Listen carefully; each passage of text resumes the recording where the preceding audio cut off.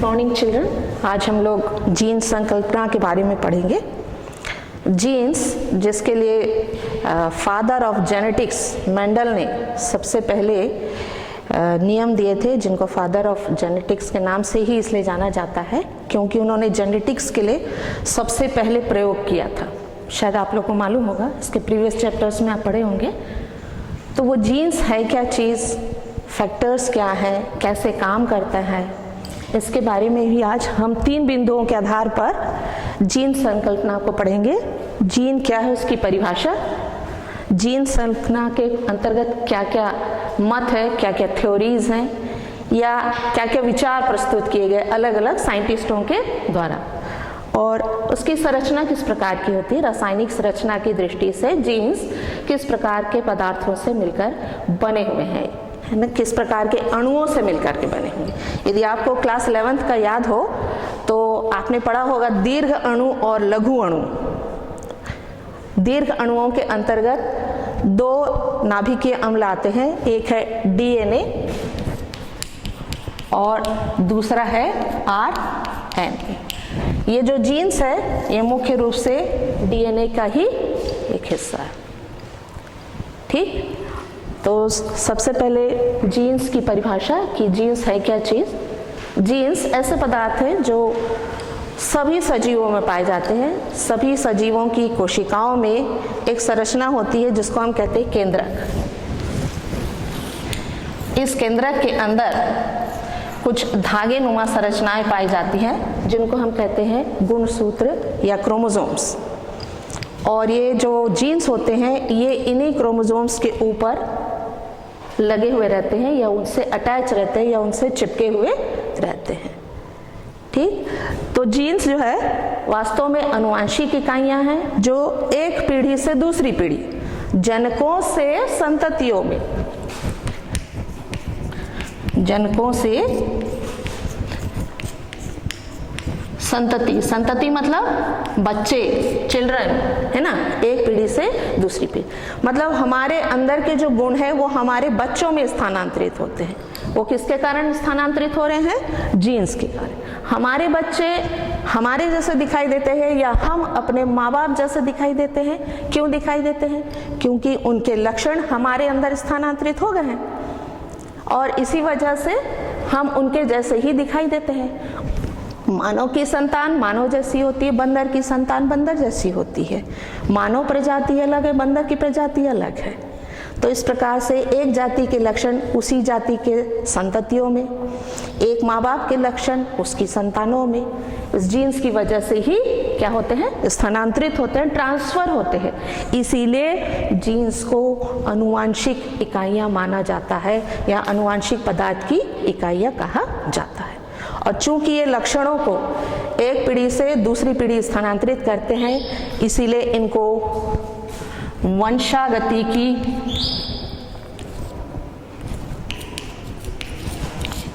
इकाइयां भी कहते हैं।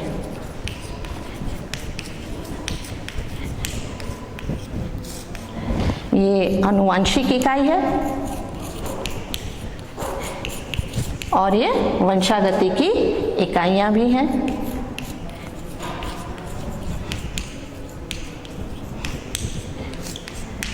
इनमें परिवर्तन होता है। परिवर्तन यानी अचानक होने वाला परिवर्तन, जिसके कारण जीन्स के स्वभाव में परिवर्तन हो जाता है, उसके द्वारा किए जाने वाले कार्यों में परिवर्तन हो जाता है। इसीलिए इसको उत्परिवर्तन की इकाइयां भी कहते हैं। उत्परिवर्तन की इकाइयां। उत्परिवर्तन का मतलब है किसी भी जीव में होने वाला अचानक परिवर्तन, जिससे कि उसके लक्षण पूरी रीति से बदल जाते हैं। इस वजह से इसको हम क्या कहते हैं? चूंकि ये परिवर्तन किसकी वजह से हो रहा है? जीन्स की वजह से हो रहा है, इसीलिए ये उत्परिवर्तन की इकाइयां भी कहते हैं। तो यदि हम इसको पूरे रूप से ले, एक परिभाषा के रूप में ले, तो जीन्स वे संरचनाएं हैं जो आनुवंशिक लक्षणों को एक पीढ़ी से दूसरी पीढ़ी, जनकों से संततियों में ले जाती हैं। इनमें उत्परिवर्तन होता है और ये वंशागति की इकाइयां। ठीक, उसके बाद वॉटसन और क्रिक जिन्होंने डीएनए के लिए एक मॉडल दिया था, वॉटसन और क्रिक, उन्होंने इसकी एक और परिभाषा दी कि जो जीन्स होते हैं वो कार्बन, हाइड्रोजन, ऑक्सीजन, नाइट्रोजन और फास्फोरस, सल्फर से बने हुए दीर्घ अणु होते हैं। दीर्घ अणु ये सब मिलकर के बड़े अणु बनाते हैं, जो कि क्रोमोनीमा या क्रोमोनीमेटा के प्रोटीन के भाग से जुड़े हुए होते हैं। जीन्स वास्तव में क्या है? Carbon, hydrogen, nitrogen, sulphur, phosphorus से बने हुए दीर्घ यानी बड़े अणु, जिनका आणविक भार अधिक होता है उनको हम दीर्घ अणु कहते हैं। तो ऐसे दीर्घ अणु होते हैं जो कि गुणसूत्रों में, गुणसूत्र की यदि आपको संरचना याद हो तो प्रत्येक गुणसूत्र 2 धागे नुमा संरचनाओं से बना होता है, जिनको कहा जाता है क्रोमेटिड। और प्रत्येक एक क्रोमेटिड जो है वो स्वयं 2 धागों से बना होता है, जिनको कहा जाता है क्रोमोनीमा या क्रोमोनीमेटा। इसकी परा संरचना देखी जाए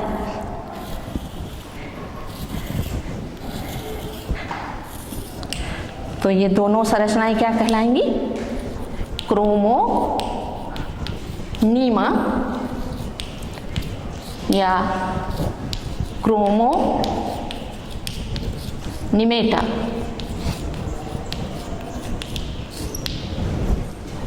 क्रोमोनीमा या क्रोमोनीमेटा एक ही चीज है। 2 क्रोमोनीमा मिलकर के एक क्रोमेटिड बनाते हैं और 2 क्रोमेटिड मिलकर के एक क्रोमोसोम बनाते हैं। तो इस प्रकार से ये क्रोमेटिड जो है ये वास्तव में क्रोमेटिन पदार्थ से मिलकर बने होते हैं। क्रोमेटिन पदार्थ से बने होते हैं जो कि केंद्रक के अंदर ही स्थित होता है। और इसीलिए जब कोशिका का विभाजन होता है तो केंद्रक के विभाजन के साथ साथ ये गुणसूत्र भी विभाजित हो जाते हैं। आपने समसूत्री और अर्धसूत्री विभाजन के बारे में पढ़ा है, जिसमें कि ये देखा कि जब विभाजन होता है तो ये गुणसूत्र क्या हो जाते हैं? विभाजन की प्रक्रिया के दौरान आधे आधे हिस्सों में बंट जाते हैं या बराबर हिस्सों में बंट जाते हैं। तो वॉटसन और क्रिक के अनुसार क्या है? जीन्स दीर्घ अणु है, कार्बन, हाइड्रोजन, फास्फोरस और सल्फर से बने हुए, जो कि गुणसूत्र में क्रोमोनीमा से जुड़े हुए रहते हैं। उसके पश्चात जब मेंडल ने अपने प्रयोग किए थे तो उन्होंने जीन्स के बारे में जीन्स शब्द का प्रयोग नहीं किया था। उन्होंने जीन्स शब्द के स्थान पर एक शब्द प्रयोग किया था, वो है फैक्टर।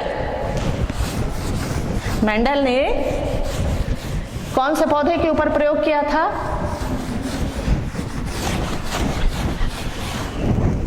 मटर के पौधे के ऊपर, सिर्फ एक पौधा।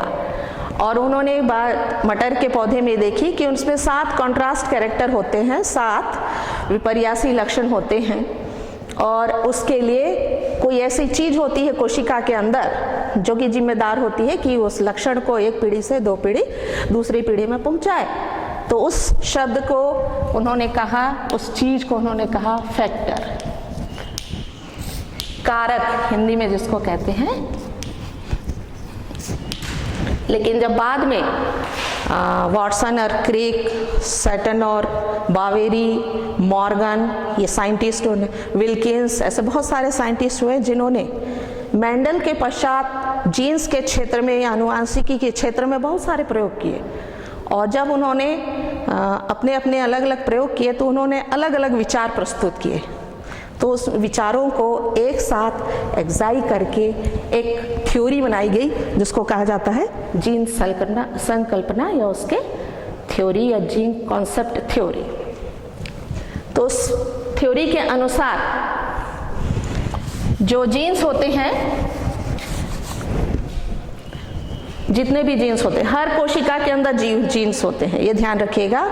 चाहे वो प्रोकैरियोटिक कोशिका हो, चाहे यूकैरियोटिक कोशिका हो, चाहे एनिमल सेल हो, चाहे प्लांट सेल हो, सभी कोशिकाओं के अंदर, क्योंकि वो अपने समान ही जीव उत्पन्न करते हैं रिप्रोडक्शन के दौरान।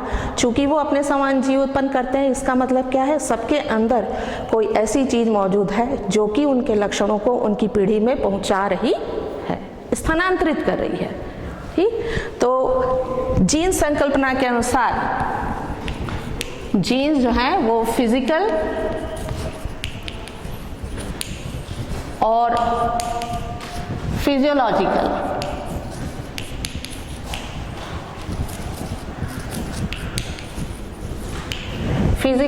फिजियोलॉजिकल अभिव्यक्ति करते हैं।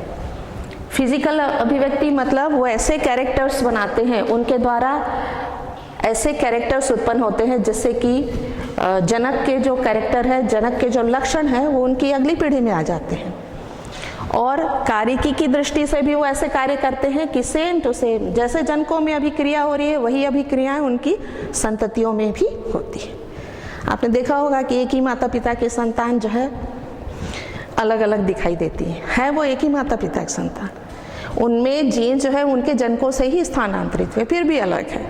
उसका कारण ये है कि अर्धसूत्री विभाजन के दौरान एक विशेष प्रक्रिया होती है जिसको हम बोलते हैं क्रॉसिंग ओवर, जीन एक्सचेंज या जीनों का विनिमय होता है।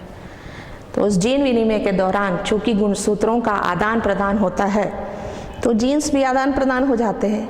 जीन्स किसके ऊपर लगे हैं, गुणसूत्रों के ऊपर। तो जीन्स जब एक्सचेंज हो रहे हैं, उनका आदान प्रदान हो रहा है, तो गुणसूत्र नेचुरली नए कॉम्बिनेशन बनते हैं, नया संयोजन बनता है। इसीलिए किसी बच्चे में माता के लक्षण ज़्यादा आते हैं, पिता के लक्षण कम आ जाते हैं। किसी पुत्री में पिता के लक्षण, चेहरा जो हो हूबहू पिता के जैसा दिखाई देता है। इसकी वजह यही है कि जीन्स जो है वो फिजिकल और फिजियोलॉजिकल दोनों ही तरीके से अपना काम करते हैं, अपनी अभिव्यक्ति करते हैं।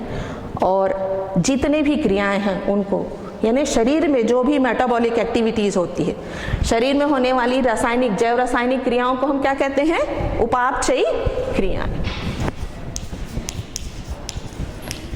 उपापचयी क्रियाएं कितने प्रकार की होती है? उपापचयी क्रियाएं 2 प्रकार की, एनाबॉलिज्म और कैटाबॉलिज्म। ठीक, कुछ निर्माण कार्य अभिक्रिया होती है, कुछ विघटन कार्य अभिक्रिया होती है। तो इन सभी क्रियाओं को संचालित करने के लिए जीन्स जो हैं ऐसे पदार्थ बनाते हैं जिनको हम कहते हैं एंजाइम्स या प्रकीर्ण, जो रासायनिक दृष्टि से होते क्या हैं, प्रोटीन। प्रकीर्ण या जिसको हम कह रहे हैं एंजाइम, किससे बने होते हैं, प्रोटीन से। लेकिन ये भी ध्यान रखिएगा कि सभी प्रोटीन एंजाइम नहीं होते हैं, लेकिन सभी एंजाइम क्या होते हैं, प्रोटीन। और हर उपापचयी क्रिया के लिए, हर जैव रासायनिक क्रिया के लिए एक प्रकीर्ण जरूरी है। बिना प्रकीर्ण एंजाइम के कोई भी जैव रासायनिक क्रिया संपन्न नहीं होती। ठीक, दूसरी कि जीन जो है गुणसूत्रों के ऊपर लगे रहते हैं और लीनियर फैशन में, रैखिक क्रम में लगे रहते हैं। जैसे ये गुणसूत्र है तो इसके ऊपर ये इस प्रकार से लगे रहेंगे, रैखिक क्रम, एक के बाद एक क्रम। ठीक, जब क्रॉसिंग ओवर होता है तो गुणसूत्रीय पदार्थों का आदान प्रदान होता है। ठीक, जीवों में बहुत सारे लक्षण होते हैं, इसलिए जीन्स की संख्या भी बहुत अधिक होती है, भले ही गुणसूत्रों की संख्या कम हो। जैसे हम उदाहरण ले कि हमारी प्रत्येक कोशिका में, यानी मानव प्रजाति की प्रत्येक कोशिका में कितने गुणसूत्र होते हैं, 46 जो कि जोड़े में होते हैं। जोड़े में हुए यानी 23 पेयर्स, और उनके ऊपर लगभग 40,000 जीन्स मौजूद होते हैं। गुणसूत्रों की संख्या कम है लेकिन जीन्स ज़्यादा है। इसका मतलब क्या है कि एक गुणसूत्र के ऊपर बहुत सारे जीन्स लगे हुए होते हैं। और प्रायः जो पास पास जीन्स लगे रहते हैं उनकी वंशागति की एक साथ होती है।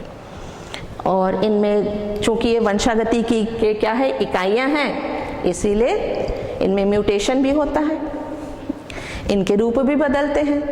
जीन्स हमेशा जोड़े में होते हैं, ये ध्यान रखिएगा, जिनको कहा जाता है एलील या एलीलोमॉर्फ। जीन्स के जोड़े को एलील या एलिलोमॉर्फ कहते हैं, और यदि दोनों जीन्स एक ही प्रकार के लक्षण प्रदर्शित कर रहे हैं तो वो समरूप हुए, है ना। और यदि अलग अलग हुए तो यानी दोनों जीन्स एक दूसरे के विकल्पी होते हैं। जैसे एक उदाहरण ले, जीव में एक लक्षण है, जैसे मनुष्य में एक लक्षण है ऊंचाई, है ना, तो ऊंचाई के दो विकल्प हो सकते हैं, या तो लंबा या फिर बौना। दोनों विकल्प के अलावा कुछ जीन्स जो ऐसे होते हैं जो हैं 2 से कम विकल्प होते हैं उनके, यानी 3 विकल्प भी हो सकते हैं। जैसे यदि हम अपना ब्लड ग्रुप का उदाहरण लें कि उसके 3 विकल्प होते हैं, ए, बी और सी, 3 जीन्स जो हैं वो ब्लड ग्रुप का निर्धारण करते हैं। क्लियर सबको? ठीक। और ये जो जीन्स होते हैं इनमें ये जोड़े में होते हैं, दोनों एलील जो है वो समान भी हो सकते हैं और असमान भी हो सकते हैं, और एक दूसरे के विकल्प हो सकते हैं, जिसमें एक को हम कहते हैं प्रभावी और दूसरे को हम कहते हैं अप्रभावी। ठीक। प्रभावी मतलब अगली पीढ़ी में जो लक्षण उपस्थित हो वो प्रभावी जीन्स के कारण होता है, इसलिए वो जीन्स क्या कहलाएगा? प्रभावी जीन्स। और दूसरा क्या कहलाएगा?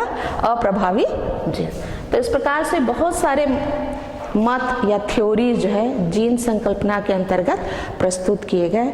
उसके पश्चात उसकी संरचना की खोज हुई कि जीन्स जो है वो किस प्रकार, किस पदार्थ से बना हुआ है, और रासायनिक रचना की दृष्टि से जीन्स किस प्रकार से अणुओं से बने हुए, कार्बन, हाइड्रोजन, नाइट्रोजन तो है ही है, लेकिन वो किस रूप में व्यवस्थित है।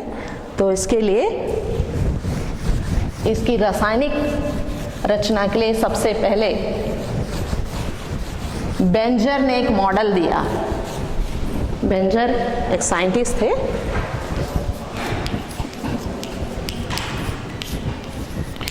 उन्होंने एक मॉडल प्रस्तुत किया। उनके अनुसार, बेंजर के अनुसार जीन्स जो होते हैं वास्तव में बहुत सारी डीएनए के खंड होते हैं। रासायनिक रचना की दृष्टि से जितने भी जीन्स हैं वो सब किससे बने होते हैं? डीएनए से बने होते हैं। और वो एक साथ काम करते हैं, ग्रुप में काम करते हैं, एक अकेला जीन्स कभी भी काम नहीं करता। तो बेंजर ने जो मॉडल दिया उसके अनुसार जीन जो है ग्रुप ऑफ डीएनए होता है, यानी डीएनए के सेगमेंट्स के या डीएनए के टुकड़ों के क्या होते हैं? समूह होते हैं। उसमें उन्होंने जो जीन्स के नाम दिए उसमें पहला नाम है म्यूटॉन,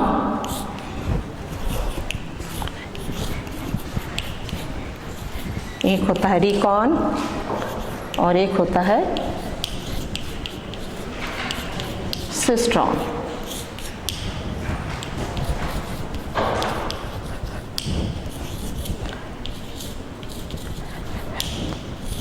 म्यूकॉन डीएनए का वो सेगमेंट्स या डीएनए का वो टुकड़ा जो जिसमें म्यूटेशन की प्रक्रिया हो, उत्परिवर्तन की क्रिया हो, वो हिस्सा म्यूटॉन कहलाता है। याद रखिए गुणसूत्र जो है वो एक विशेष प्रकार के प्रोटीन से बना होता है जिसको हम कहते हैं क्रोमेटीन पदार्थ। नाम सुने होंगे? किससे बना होता है? क्रोमेटीन।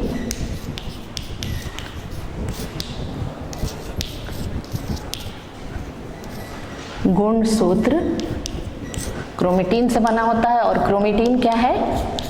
डीएनए प्लस अन्य प्रोटीन, इसको एक साथ हम क्या कहते हैं? क्रोमेटीन कहते हैं। और ये जो डीएनए है यही सेगमेंट्स वास्तव में आनुवंशिकता के लिए उत्तरदायी होता है।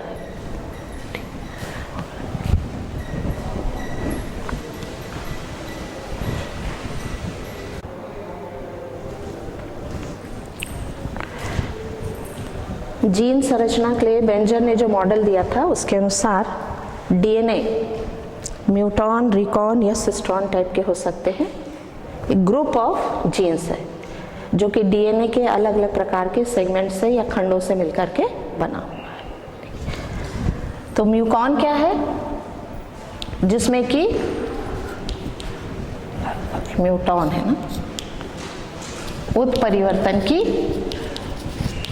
क्रिया होती है। रिकॉन डीएनए का वो हिस्सा जिसमें कि रिकॉम्बिनेशन की प्रक्रिया होती है, या जो रिकॉम्बिनेशन कर सकते हैं।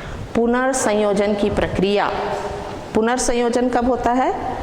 जब अर्धसूत्री विभाजन होता है,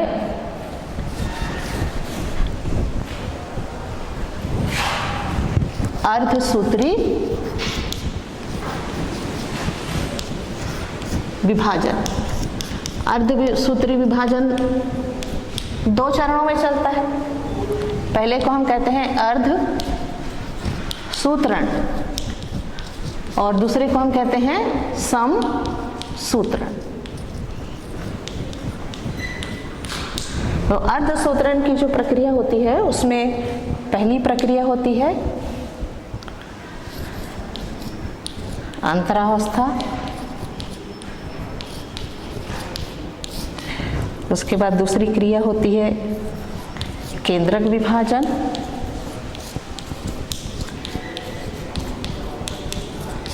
और तीसरी प्रक्रिया होती है कोशिका द्रव्य विभाजन। तो जब केंद्रक विभाजित होता है उस समय 4 उपावस्थाएं होती है, प्रोफेज, मेटाफेज, एनाफेज और टीलोफेज। प्रोफेज, मेटाफेज, एनाफेज और टीलोफेज। तो जो उसका प्रोफेज होता है, जिसको हम फर्स्ट प्रोफेज के नाम से जानते हैं, फर्स्ट प्रोफेज की एक अवस्था होती है, 5 उपावस्थाएं होती हैं, लेप्टोटीन, जाइगोटीन, पैकीटीन, डिप्लोटीन और डाइकाइनेसिस। तो इसमें डिप्लोटीन अवस्था में एक प्रक्रिया होती है जिसको कहते हैं क्रॉसिंग ओवर या जीन विनिमय। क्रॉसिंग ओवर किस समय होता है? केंद्रक का जब विभाजन होता है, इस समय जीन्स का आदान प्रदान होता है, चूंकि गुणसूत्र एक्सचेंज होते हैं, एक दूसरे के साथ जोड़ा बनाते हैं। समजात गुणसूत्र एक साथ जोड़ा बनाते हैं और जोड़ा बनाने के बाद कुछ स्थानों पर वो टाइटली जुड़े हुए रहते हैं, और जहाँ जहाँ वो जुड़े हुए रहते हैं वहाँ पर वो खींचने के पश्चात जब उनमें रिपल्शन होता है, जब उनमें प्रतिकर्षण होता है, तो उन स्थानों पर वो टूट करके पृथक हो जाते हैं। जैसे ये एक गुणसूत्र है और ये दूसरा गुणसूत्र है, मान लीजिए ये ए गुणसूत्र है, ये बी गुणसूत्र। तो ये 2 जगह पर आपको दिखाई दे रहा है कि ये 2 स्थानों पर ये दोनों गुणसूत्र एक दूसरे से टाइटली चिपके हुए हैं। यदि आप 2 अलग अलग धागों को बांध दे 3-4 जगह गठान डाल करके, और जब उनको खींचेंगे तो दोनों धागे पूर्ण रूप से पृथक नहीं होते, आधे आधे हिस्से उनके क्या हो जाएंगे? टूट जाएंगे। तो इसी प्रकार से गुणसूत्र भी कुछ स्थानों पर एक दूसरे से टाइटली एकदम पक्के जुड़े हुए रहते हैं, जिसको हम केज़मा कहते हैं या केज़मेटा कहते हैं। उन स्थानों पर जब वो पृथक होते हैं, एक दूसरे से टूट करके अलग होते हैं, तो गुणसूत्रीय पदार्थों का आदान प्रदान होता है और जीन सिद्धांत के अनुसार, जीन संकल्पना के अनुसार नए संयोजन हो जाते हैं। इसीलिए एक जाति दूसरी जाति से भिन्न होती है, और एक ही माता पिता की संतान होने के बावजूद भी वो दोनों, मतलब 4 बच्चे हैं तो चारों में माँ बाप के कैरेक्टर होंगे, लेकिन चारों अलग अलग दिखाई दे, जिसको हम वेरिएशन कहते हैं या विविधता कहते हैं। तो इसकी वजह क्या है? क्रॉसिंग ओवर की। तो डीएनए का वो सेगमेंट या वो हिस्सा जिसमें कि रिकॉम्बिनेशन की प्रक्रिया होती है, सिर्फ उसी हिस्से को हम क्या कहेंगे? रिकॉन कहते हैं। और तीसरे प्रकार का होता है सिस्ट्रॉन, जो कि एक सबसे बड़ी डीएनए का सबसे बड़ा सेगमेंट होता है, सबसे बड़ा हिस्सा होता है, जो कि क्रियात्मक इकाई होता है, जो कि वास्तव में प्रोटीन का संश्लेषण करता है। जीन अपनी क्रिया कैसे करता है, अपनी अभिव्यक्ति कैसे प्रदर्शित करता है? प्रोटीन का निर्माण करके। सपोज जैसे कोई एक पेंटर है, हम कैसे जानेंगे वो पेंटर है? जब तक वो पेंटिंग करके नहीं दिखाएगा तब तक हम नहीं जान सकते कि वो पेंटर है। इसी प्रकार से जीन्स अनुवांशिक इकाई है, जब तक वो अपने जनकों के लक्षणों को बच्चों में स्थानांतरित नहीं करेगा और फिर से वो लक्षण प्रकट नहीं होंगे तब तक वो आनुवांशिक निकाय नहीं कहा जाता। तो वो अपनी अभिव्यक्ति के द्वारा अपनी क्रियाओं को प्रकट करता है। और अभिव्यक्ति क्या है? वास्तव में प्रोटीन का निर्माण। प्रोटीन जब वो निर्मित करता है तो वो एंजाइम के रूप में काम करते हैं, और जब वो एंजाइम काम करते हैं तो उपापचयी क्रियाओं के दौरान अलग अलग प्रकार के पदार्थ बनते हैं, जिससे अलग अलग प्रकार के लक्षण प्रकट होते हैं। ठीक, तो ये 3 ग्रुप, ये जो 3 डीएनए के सेगमेंट्स हैं, ये बेंजर ने मॉडल दिया था, इसलिए इसको हम बेंजर मॉडल के नाम से जानते हैं। रासायनिक रचना की दृष्टि से वास्तव में सभी जीन्स, कुछ एक जीवों को छोड़ करके सभी जीन्स किससे बने होते हैं? डीएनए से बने होते हैं। लेकिन कुछ जीव ऐसे भी होते हैं जिसमें आनुवांशिक पदार्थ डीएनए न करके आरएनए होता है, जैसे रेट्रोवायरस है जिसमें रिवर्स ट्रांसक्रिप्शन होता है, तो उसमें आनुवांशिक पदार्थ होता है आरएनए। लेकिन अधिकांश जितने भी यूकैरियोटिक जीव हैं सभी में आनुवांशिक पदार्थ डीएनए ही होता है।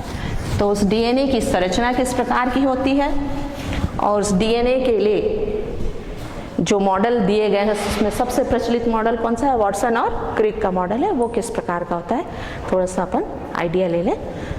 डीएनए की संरचना, जीन्स आनुवांशिक दृष्टि से, रासायनिक रचना की दृष्टि से किससे बने हुए हैं? डीएनए से बने हुए। डीएनए की रचना, डीएनए का पूरा नाम क्या है? Deoxy ribose nucleic acid. Deoxy ribose nucleic acid, जिसके डीएनए की यदि हम संरचना देखें तो डीएनए वास्तव में दीर्घ अणु होता है और इसमें जो तत्व पाए जाते हैं वो मुख्य रूप से कार्बन, हाइड्रोजन, सल्फर, फास्फोरस और नाइट्रोजन होते हैं।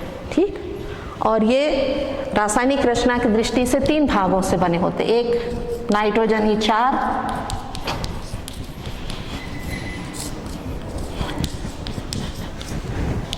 दूसरे शर्करा और तीसरा होता है फॉस्फोरिक अम्ल। डीएनए अणु की संरचना करने में जो नाइट्रोजनी 4 भाग लेते हैं उसमें एक ग्रुप कहलाता है प्यूरिन और दूसरा भाग कहलाता है या दूसरा हिस्सा कहलाता है पिरिमिडिन्स। प्यूरिन्स और पिरिमिडिन्स। प्यूरिन्स जो है 2 होते हैं, एक तो है एडिनाइन, एडेनिन जिसका सिंबल है ए, दूसरा है ग्वाइनिन जिसका संकेत है जी, और 2 पिरिमिडिन्स होते हैं साइटोसिन, उसका संकेत है सी, और थाइमिन इसका संकेत है टी। यदि हम टोटल देखें तो एडिनाइन, ग्वाइनिन, साइटोसिन और थाइमिन, ये 4 नाइट्रोजनी 4 डीएनए में पाए जाते हैं। जो शर्करा डीएनए में पाई जाती है वो है डीऑक्सी रिबोज शर्करा। डीऑक्सी रिबोज शर्करा। और फॉस्फोरिक एसिड H3PO4, पूरा के पूरा H3PO4 नहीं जुड़ता है, उसमें से PO4 समूह, फॉस्फेट समूह ही डीएनए के अणु को बनाने में सहायता करता है। लेकिन जब यह अलग अलग जो अणु हैं नाइट्रोजनी 4 या शर्करा या फॉस्फोरिक एसिड जब आपस में जुड़ते हैं तो विशिष्ट प्रकार के अणुओं का निर्माण होता है। तो किस प्रकार के अणु बनते हैं, कौन कौन से अणु बनते हैं? तो सबसे पहले जो अणु बनता है वह है न्यूक्लियोसाइड। सबसे पहले क्या बनता है? न्यूक्लियोसाइड। एक नाइट्रोजनी 4 और शर्करा मिलकर के एक न्यूक्लियोसाइड का निर्माण करती है। नाइट्रोजनी 4 धन डी ऑक्सी रिबोज शर्करा बराबर न्यूक्लियो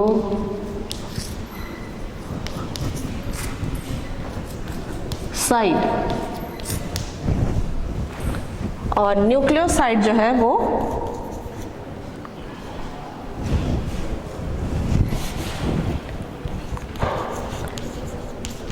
न्यूक्लियोसाइड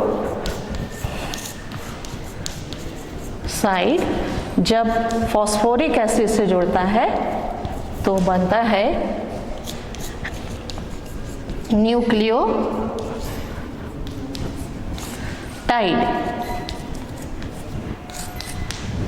और बहुत सारे न्यूक्लियोटाइड्स जब आपस में जुड़ते हैं तो बनता है एक polynucleotide chain. Polynucleotide chain.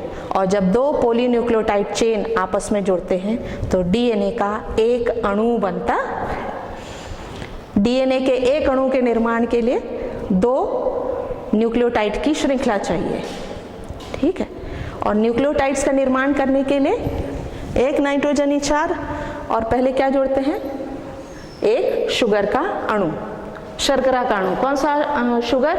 Deoxy ribose शर्करा। याद रखिए एक और क्या कहने से नाभिकीय अम्ल पाया जाता है जिसको हम कहते हैं आरएनए, है ना, वो है रिबोज न्यूक्लिक एसिड।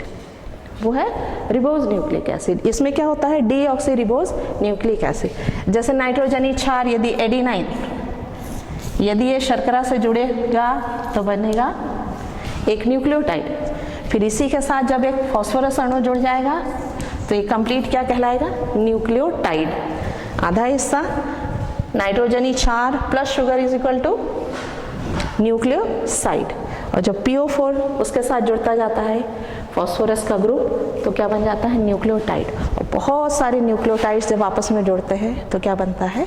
डीएनए का एक श्रृंखला या डीएनए का दो न्यूक्लियोटाइड्स के आपस में जुड़ने, श्रृंखलाओं के आपस में जुड़ने से डीएनए का अणु बनता है।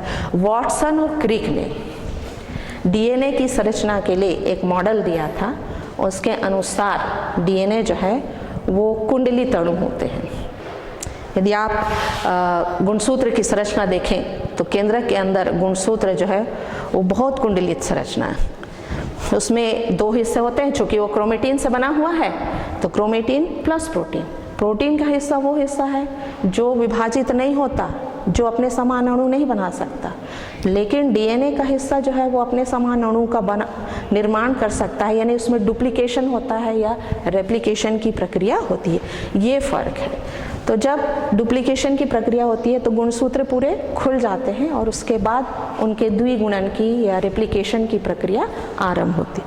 रासायनिक रचना की दृष्टि से जब वॉटसन और क्रिक ने जो मॉडल दिया था उसके अनुसार डीएनए का अणु बहुत ज़्यादा कॉइल्ड स्ट्रक्चर है।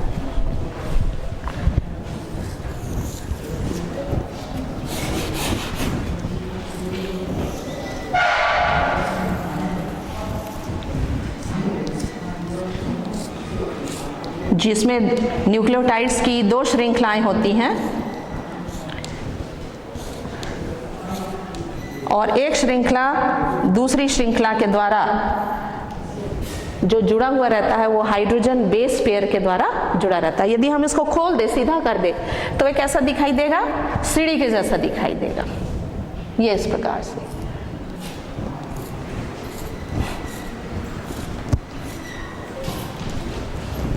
सीढ़ी के जैसा दिखाई। और सीढ़ी को यदि हम मोड़ देंगे तो किसका मॉडल बन जाएगा? डीएनए का मॉडल बन जाएगा। इसमें दो कुंडलन के बीच की जो दूरी रहती है वो लगभग 34 एंगस्ट्रॉम होती है। दो हाइड्रोजन बेस पेयर के बीच की जो दूरी होती है वो लगभग 3.4 एंगस्ट्रॉम होती है और इन दोनों के बीच की दूरी लगभग 20 एंगस्ट्रॉम होती है। ठीक है। और इसमें एक श्रृंखला के आगे जो दूसरी श्रृंखला होती है उसमें एक नाइट्रोजनी 4 दूसरे नाइट्रोजनी क्षार से पेयरिंग करता है या जोड़ा बनाता है। ठीक, जैसे एडिनाइन है, एडिनाइन हमेशा थाइमीन से जुड़ेगा, साइटोसिन हमेशा ग्वाइनिन से जुड़ेगा।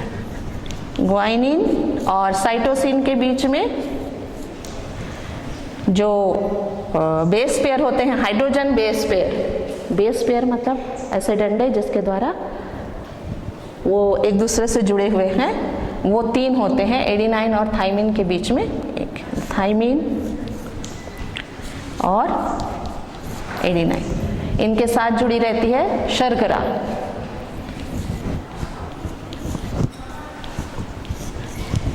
कौन सी शर्करा? डी ऑक्सी रिबोज शर्करा। और जब ये फास्फोरस से जुड़ते जाते हैं तो एक कंप्लीट न्यूक्लियोटाइड बनता है और बहुत सारे न्यूक्लियोटाइड मिलकर के डीएनए की एक श्रृंखला बनाते हैं और 2 श्रृंखलाएं मिलकर के डीएनए का एक मॉलिक्यूल या अणु बनाती है। ये कैसे पता चला कि ये न्यूक्लियोटाइड्स और न्यूक्लियोसाइड्स क्या हैं? ये नाइट्रोजन क्षारों से बना। डीएनए का हाइड्रोलिसिस किया गया। हाइड्रोलिसिस का मतलब होता है जल की उपस्थिति में दीर्घ अणुओं का विघटन करना, उसको तोड़ने की प्रक्रिया। तो जब डीएनए का हाइड्रोलिसिस किया गया एंजाइमों की उपस्थिति में, तो वो छोटे छोटे टुकड़ों में टूट गए और उन्हीं टुकड़ों को कहा गया न्यूक्लियोटाइड्स। जब न्यूक्लियोटाइड्स का हाइड्रोलिसिस किया गया, जल अपघटन किया गया, तो वो न्यूक्लियोसाइड्स में टूट गया, उसमें से फॉस्फोरिक एसिड अलग हो गया। फिर आगे जब न्यूक्लियोसाइड्स का जल अपघटन किया गया तो वो नाइट्रोजनी क्षार और शुगर में या शर्कराओं में पृथक हो गया। इसका मतलब क्या है कि एक न्यूक्लियोटाइड को बनाने के लिए 3 प्रकार के अणु चाहिए, नाइट्रोजनी क्षार, शर्करा और फास्फोरस। ध्यान रखिएगा, डीएनए 2 तंतुओं से मिलकर बना है। दोनों तंतु बहुत सारे न्यूक्लियोटाइड से बनते हैं। एक न्यूक्लियोटाइड में 3 हिस्से होते हैं, नाइट्रोजनी क्षार, शर्करा, फास्फोरस। ठीक, और जब उनको पृथक किया जाए तो ध्यान रखिएगा, एक प्यूरिन्स के साथ एक पिरिमिडिन, थाइमिन और साइटोसिन और थाइमिन क्या है? पिरिमिडिन्स है। और एडिनाइन और ग्वाइनिन क्या है? प्यूरिन्स है। तो हमेशा जो सामने का श्रृंखला है डीएनए का 2 श्रृंखला, उसमें एक यदि प्यूरिन है तो दूसरा पिरिमिड। कभी भी दोनों प्यूरिन्स और दोनों पिरिमिडिन्स आपस में पेयरिंग नहीं करते हैं। इसके लिए चारगॉफ एक साइंटिस्ट थे, उन्होंने एक नियम दिया था जिसको चारगॉफ का लॉ कहते हैं। चारगॉफ का नियम, इस नियम के अनुसार किसी भी जीव में जो प्यूरिन्स और पिरिमिडिन्स होते हैं उनकी मात्रा हमेशा बराबर होती है। जितने प्यूरिन्स की भी मात्रा बराबर होती है, जैसे जितने एडिनाइन है उतने ही क्या होंगे? ग्वाइनिन होंगे। जितना साइटोसिन है उतने ही क्या होगा? थाइमिन होगा। दोनों की मात्रा बराबर होती है। और प्यूरिन्स की मात्रा और पिरिमिडिन्स की मात्रा ये भी दोनों बराबर होती है। मतलब adenine plus guanine is equal to cytosine और थाइमिन। ये दोनों की मात्रा, प्यूरिन्स की मात्रा और पिरिमिडिन्स की मात्रा, ये दोनों बराबर होती। किसी भी एक जाति के लिए ये मात्रा एकदम निश्चित होती है। यदि हम मानव प्रजाति में देखें तो उसमें प्यूरिन्स और पिरिमिडिन्स की मात्रा बिल्कुल